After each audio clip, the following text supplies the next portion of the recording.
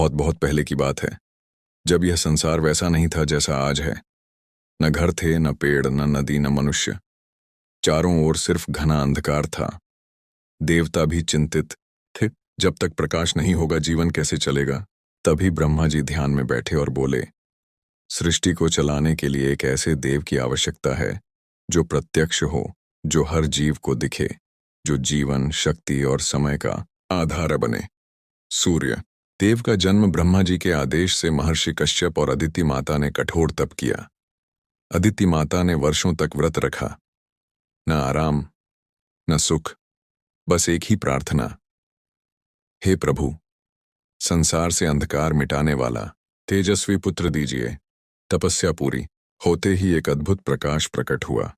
आकाश चमक उठा, दिशाएं उजली हो गईं और उसी क्षण सूर्यदेव का जन्म हुआ।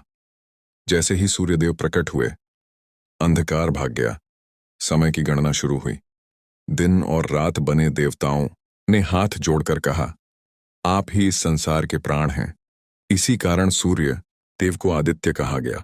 आदित्य माता के पुत्र सूर्य देव का दिव्य स्वरूप सूर्य देव का रथ आकाश में चलता है, जिसे 7 घोड़े खींचते हैं।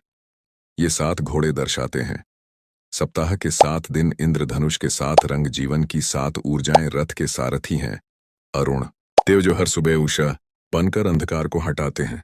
सूर्यदेव का तेज ऐसा है कि देवता भी सीधे उन्हें नहीं देख पाते। सूर्यदेव क्यों पूजे जाते हैं? ऋषियों ने कहा, सूर्य के बिना संसार एक क्षण भी नहीं चल सकता। अन्न सूर्य से, वर्षा सूर्य से, पेड़ पौधे सूर्य से, मानव शरीर की ऊर्जा सूर्य से। इसीलिए सूर्यदेव को प्रत्यक्ष देवता कहा गया। बाकी देवता मंदिर में हैं, पर सूर्यदेव आकाश में स्वयं दर्शन देते हैं। रविवार सूर्यदेव के लिए क्यों विशेष है? अब आते हैं सबसे महत्वपूर्ण प्रश्न पर। रविवार ही क्यों सूर्यदेव का दिन है?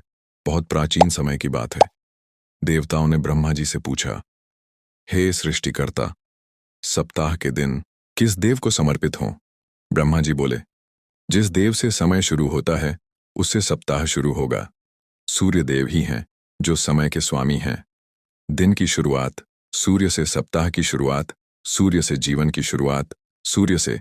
इसी कारण रविवार सूर्यवार कहलाया। रविवार से जुड़ी पौराणिक कथा। एक बार राजा विक्रमादित्य को भयंकर रोग हो गया।